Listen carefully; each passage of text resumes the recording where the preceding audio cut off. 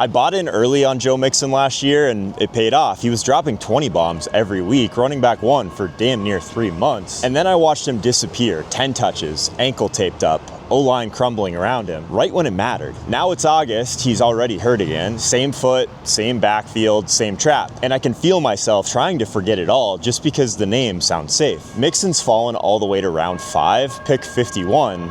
He's a name you recognize in a role that looks secure. And I'll be honest, I catch myself hovering over his name because he handled nearly 80% of the backfield work when healthy. He scored 12 touchdowns in 14 games, 6 most red zone touches in the league. So why not go one more year? But the deeper I go, the more I feel like the price is hiding something. This is a 29-year-old back with a recurring foot issue. He missed time last season with an ankle. And now that same foot has kept him off the field most of camp. And they hope that he'll be ready for week 1. But that was 3 injury reports, so they're not pretending anymore. And the setup, it's worse. Houston just hired a first-time OC from the McVay tree, gap run, spacing, throw heavy when trailing, and that O-line that he's running behind, easily the stone worst in the league. They traded Laramie Tunsil, they're starting 2 rookies, so yeah, the role looks secure, the price looks like a value, but the reality is Mixon's already breaking down and we haven't even played a snap. So the more I sit with it, the more I realize I trusted the idea of Joe Mixon, not the reality, because last year he would give you 27, 26. You guys remember the game where he scored 35? He looked like a hammer,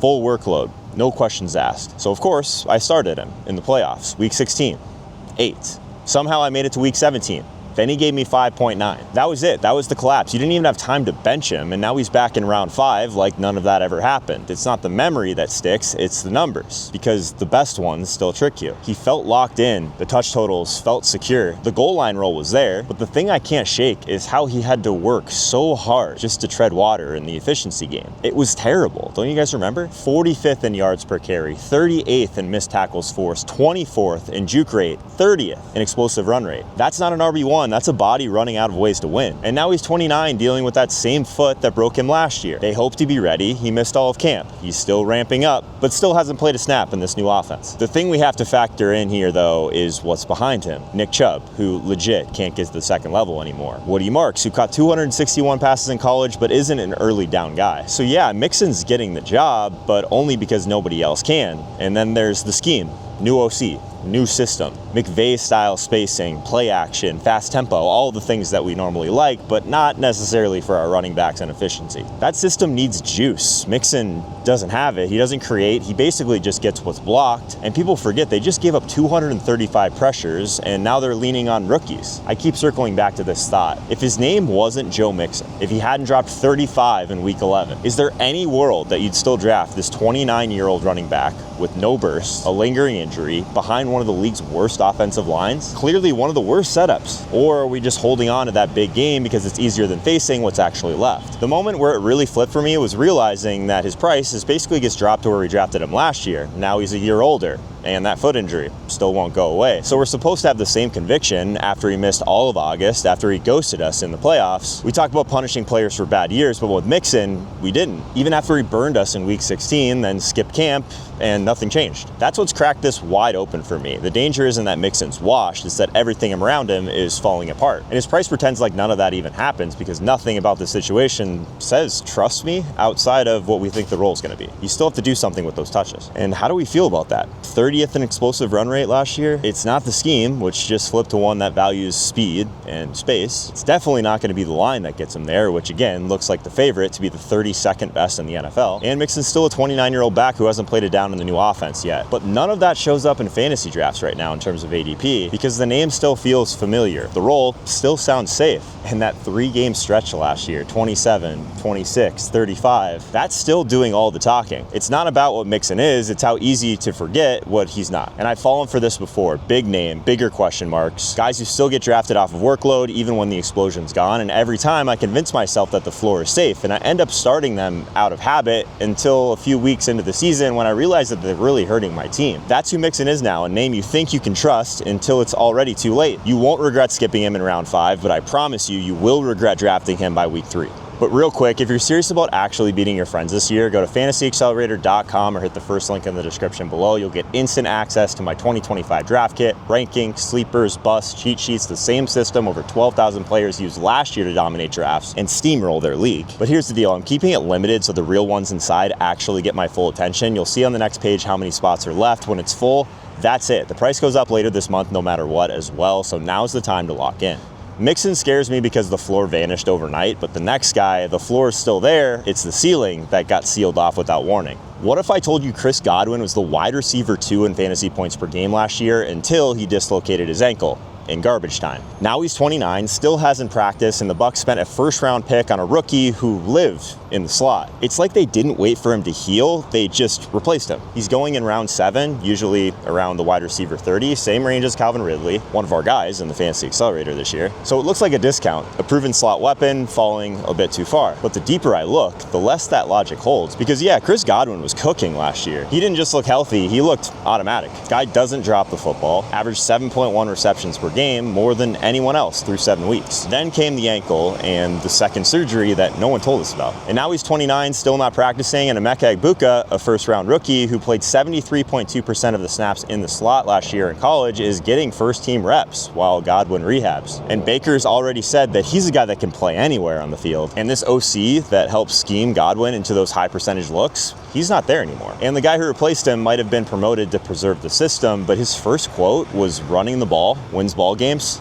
That's scary. So yeah, the Godwin name still carries weight, but the role is murky and the offense is shifting. And the line just lost its anchor, Tristan Wirfs, to the PUP list. I keep telling myself the wide receiver 35 is a huge value, but the more I zoom in, the more it feels like a bet that I've already lost. That idea won't leave me alone, not the injury, not the ADP. It's the fact that Godwin hasn't practiced and the role that he thrived in might not even exist anymore once he gets back. Because when I pull up the tape from last year, Godwin wasn't just functional, he was surgical. He won on timing, he won on trust, he won early and often. He was still getting a ton of screens just to get the ball in his hands, and 62.3% of his yards were after the catch. But he wasn't just getting manufactured touches, he was beating coverage. But he's been doing that for years. Going back to 2023, 75.2% success rate versus man, 83.7% versus zone. Shout out to Matt Harmon and his reception perception. Godwin's his guy, so we should all thank him for that over the last few years. But the reality is, Godwin had just one deep target all year, the lowest rate of his career. This wasn't a vertical role, it was a structured one, and Liam Cohen built that structure around him, out routes, screens, option timing stuff. But then Cohen left and everything started shifting. Grizzard steps in, and even though he was promoted to maintain that continuity, the post-bye numbers told a different story. They shifted from a team we were almost always targeting for pass rate above expectation to the opposite. They just ran the ball a ton. Bucky Irving took over. The slot usage overall kind of dipped. The offense slowed down, tightened up,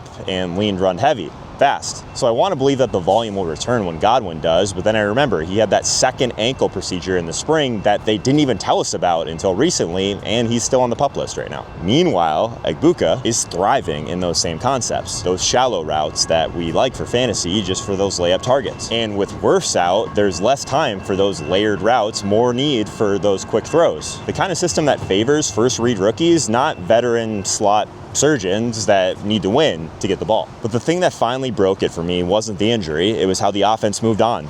Without him, sure, the Bucs paid him 3 years, $66 million, 2 guaranteed. I know he turned down more money just to stay in Tampa, that's something. But even that doesn't guarantee usage, it just guarantees salary. Because you don't call option routes when your left tackle's on crutches, and you don't scheme outs and timing plays when your OC is building around rookies and the run game. You call what the offense gives you, and right now, it's giving Godwin not much. That's exactly when I stopped pretending this is about whether Godwin is actually still good. It became whether the offense even needs him anymore. Because when you take away that structure, the rhythm, the trust routes, what's left? Not wide receiver 2 upside, not even wide receiver 35 certainty, just a name on an offense that already wrote the next chapter. You want to know how your fantasy season slips away? It's not the wild swings that ruin it, it's the names that feel safe in the middle rounds and too safe to question. Chris Godwin is that name this year. Wide receiver 2 in fantasy points per game last year when healthy, turned down more money to stay in Tampa. It looks like trust until you realize what's missing. This slot role is absolutely loaded. Does it end up getting split between both guys, or does the rookie take over? Or does one of these players players get the entire role by default because of injury. Egbuka's a problem for Godwin. I don't care what anyone says. He's 21, he's a first rounder, and he's already getting all of these snaps that used to belong to Godwin. It's not just the reps, it's the silence. It makes me a little bit nervous that there's been no quotes from Gizzard,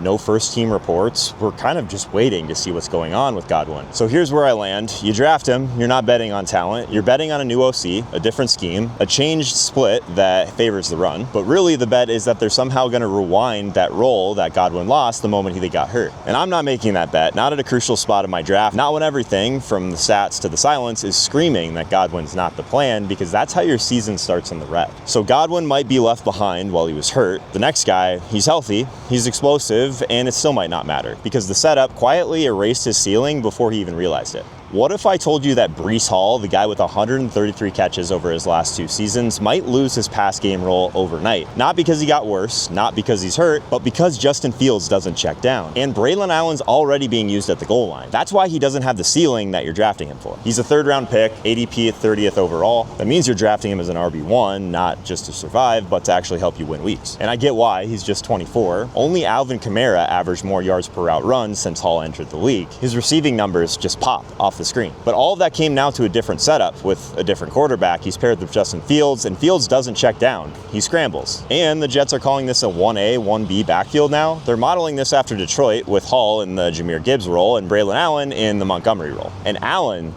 this part's scary, has been called one of the absolute stars in camp. So yeah, I see the appeal with Breece. He still looks like a feature back, but if the targets drop and we lose red zone work to Braylon Allen, what exactly are we buying at this price tag? Last year I told myself that the volume would save him, that Aaron Rodgers would bring this offense back to glory. Because the role was locked in for Breece, the usage was there, the offense was just a complete disaster. I just figured it couldn't stay that bad forever. He finished outside the top 15, and I told myself that it was fine, but now I keep circling back to the same question. What if that was the ceiling all along? This year's setup doesn't look much safer. If anything, it looks worse. Because this time it's not dysfunction we're worried about, it's the design. Fields targeted running backs on just 21.7% of throws with the Steelers, and that number even feels inflated after what we saw in Chicago. The Bears were a bottom 10 team in running back target share in every year that he played. But last year, Hall ran the most routes of any running back in football. He led the league in route participation. However, all of that usage came with quarterbacks who threw to him. Fields doesn't do that, and it's not a guess, it's a trend. So maybe the rushing can carry him. Maybe Fields just opens up more running lanes. But the deeper I go, the shakier that gets too. Hall has never hit 1,000 yards rushing in a season. His yards per carry has dropped in 3 straight seasons, 5.8 to 4.5 to 4.2. He ranked 42nd in broken tackle rate last year. Even his explosiveness ranked 13th in explosive play rating, but just 29th in fantasy points per opportunity. So even if I go one layer deeper, what about the touchdowns? The Jets were dead last in plays inside the 5-yard line over the last 2 seasons. And now Allen is expected to handle that short yardage role, the David Montgomery touches from Detroit. So even if Hall takes the lead, the scoring, the targets, the juice, all of it is slipping a little bit. And even if it just slips a little bit, what's left here? Because there's not much room for error in this part of your draft. That's the second I stopped pretending this was upside, because we already saw the version of Breece Hall that everyone's still drafting for. 266 touches, top 10 in weighted opportunity. He led all running backs in routes run. Only 2 backs saw more targets. Even with all that, he finished RB17. That's when it hit me. I wasn't drafting the upside. I was chasing a profile that just doesn't exist anymore, because he still looks the part. He still lines up wide. He still pops for those 20-yard gains. Still moves like a guy who should be locked in on 3rd down. But when Fields starts to turn those checkdowns into scrambles and the red zone touches go to Allen, and guys, we're not making that up. They've already said this is a 1A, 1B situation, which is absolutely terrifying. Even if I convinced myself it was different this time, it wasn't. 266 touches is safe, right? But then I saw it, despite all that usage, Hall ranked 29th in fantasy points per opportunity. That's the stat that I keep beating into my brain. That's not a ceiling, that's a warning, and it's really the part that I just can't unsee. So then I stopped seeing Breece as just a bet on talent and started seeing him as a bet on access. Access to high value touches, access to red zone touches, access to the version of himself that we all thought we're drafting. And if that access is gone, what exactly we're getting here? Every year someone does this. They chase the name, they see the highlights, they see the 266 touches from the year before, the top 3 target volume, and they talk themselves into the upside. But they ignore the role, the scoring environment, and the system. And this year, that's Breece Hall. He's not a breakout. He's a 3rd round back in a committee in an offense that was dead last in plays inside the 5-yard line, even on elite usage. He ranked 29th in fantasy points per opportunity. That's not upside, that's exposure, and exactly how people lose leagues. I'm not going to be one of them. But if you're not ready for the full draft kit yet, you can still get my top 150 rankings totally free at top150free.com. It's the exact list that I'm using in every draft this year. And odds are at least one of your league mates already has it, but if they do and you don't, you're gonna feel it by round 3. So grab yours now, it takes 30 seconds, it might save your entire draft.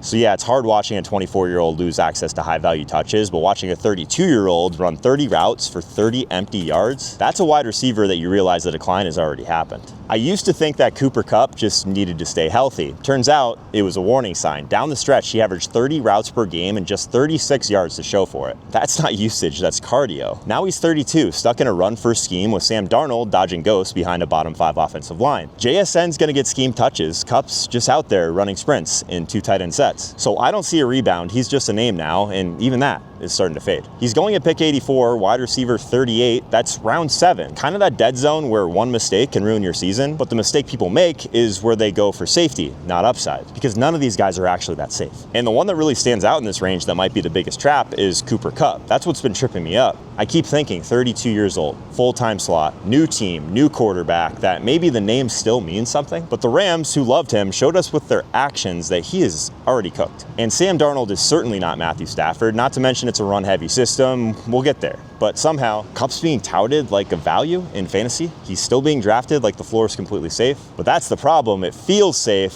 it feels familiar, and that's exactly why it's so easy to get this one wrong. I keep going back to that stretch. The final 7 games, Kupp ran over 200 routes and turned it into just 253 yards. That's not usage, that's filler. And it wasn't just bad luck or missed deep balls. He ranked 75th in unrealized air yards and bottom 15% in the league in terms of separation. You can't even blame the quarterback there. He just wasn't getting open. The Rams were trying to help him. 22% of his routes were slants, 15% were in the flat, 60% of his snaps were in the slot. Every play was designed to get him leverage early, and it still didn't matter. The yards after catch just completely disappeared. The missed tackles dried up. And then they moved on. Sean McVay, a guy who built the entire system around him, saw it collapse and didn't even hesitate to hand the keys over to Puka Nacua. And now Seattle's trying to do the same thing. Same slot-heavy usage, same shallow concepts, but this time it's Sam Darnold under center with a bottom-tier offensive line that can't buy time. The 2 tight end sets are also pretty scary since Kupp has always been really good in the run game, because all of that stuff is designed to protect the quarterback, not elevate the receivers, and it's out of necessity, honestly. So they parked Kupp in the slot again, but last year the slot efficiency collapsed, just 2.1 yards per route on the inside. But when they lined him up outside, it got even worse, 1.7 yards per route run, the worst mark of his entire career. And I look at that wide receiver 38 price tag and I want to call it a discount, but I've seen this before, the steady routes, the hollow snaps, and that false sense of trust based on a name. But when I go deeper, it stops feeling like a value and starts feeling like a trap. The moment that it flipped for me wasn't the contract, it wasn't the value ADP, it was when I saw he lined up off the line on 82% of his snaps last season. The Rams were hiding him from press coverage, and even then he couldn't separate. And that's when it hit me. They weren't scheming him to feature him anymore, they were scheming to protect him. All those slants and screens and shallow routes I was telling myself were layups weren't layups at all, they were insurance. McVay built that system, and then they quietly moved on from Kupp. As soon as they saw the yak vanish, they were done, because the separation completely cratered outside of that. McVay replaced the usage and the player immediately. And now Seattle's picked it up like nothing happened. Same route tree, same spacing, same design. But what if that space doesn't create anything anymore? What if the system is still intact and the player was built for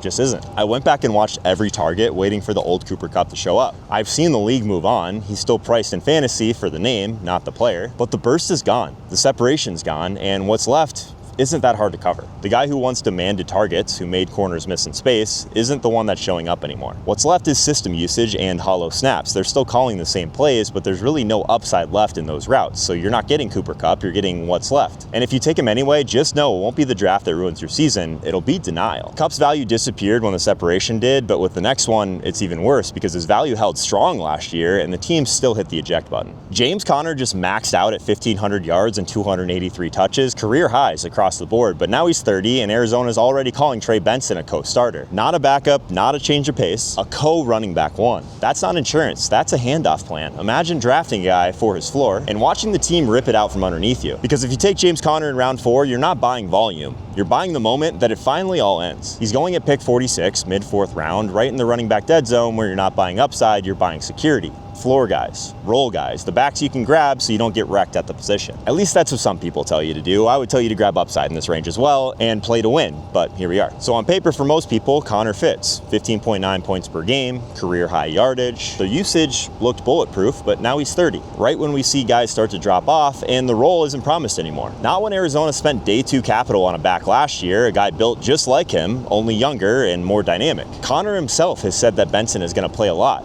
He knows. So if you're drafting Connor for volume, what happens the second that shifts? And maybe I'm being dramatic because I've drafted this exact player before. The one that survives the cliff once, maybe multiple times. But then the team overcorrects. The difference is usually they hide it, and the Cardinals are not. They're being pretty honest, actually. So I took a deeper look at Trey Benson, 216 pounds, runs a 4.39 40. The reports are saying that he's bulked up, but is still more explosive than he's ever been. The coach keeps calling them both starters. Not a backup, not a depth piece, 2 number ones. And it's not just that Gannon keeps hyping him, it's Connor himself saying that he's going to play a lot. To me, that doesn't sound like a workhorse. That sounds like a vet preparing for the shift. And maybe Connor still leads this backfield, but even if he does, he's running behind a bottom tier line with question marks on the right side, and this isn't a clean setup anymore. If this is really the best version of him we'll get, why does it seem like the team is already planning for what's next? That was the tipping point for me, realizing the team didn't react to his decline, they reacted to his success. He played 16 games last year, the most since 2021. He gave them over 1,500 yards, 9 scores, and 47 catches. And the team's response was to start building a committee. That's when the floor fell out of the story I was telling myself. They saw a career year from this 30-year-old. He was number 1 in juke rate. I had to double check that stat, actually. He was legit great last year. Over 1,200 yards and yards created after contact. And instead of the Cardinals running it back, they're making their intentions very clear that they're doing the opposite. A clear shift in plans. So this isn't about what Connor can do. It's about what they're not willing to risk again, because when you have a 30-year-old back coming off a year like that, you don't bet on another one, especially not on a back that we usually say misses a game or two, but then somehow we forget that he usually misses more than that. It just makes me nervous that the Cardinals are building a parachute before the season even starts. So this is the most obvious trap on the board, a 30-year-old back coming off 1,500 scrimmage yards, 47 catches, 16 games played, and yet the team's actions say that they've already moved on. They didn't stash some backup, they brought back a second-year player with great speed and the size to carry a lot more volume. But even then, the coach didn't hedge, telling the media we have 2 ones. So like it or not, this is what the beginning of a transition looks like. So if you take Connor in round 4, you're not buying a role, you're buying last year's ceiling, but you're stepping into a backfield the Cardinals already redesigned, and betting that somehow you'll survive the fall when they already showed us they know it's coming.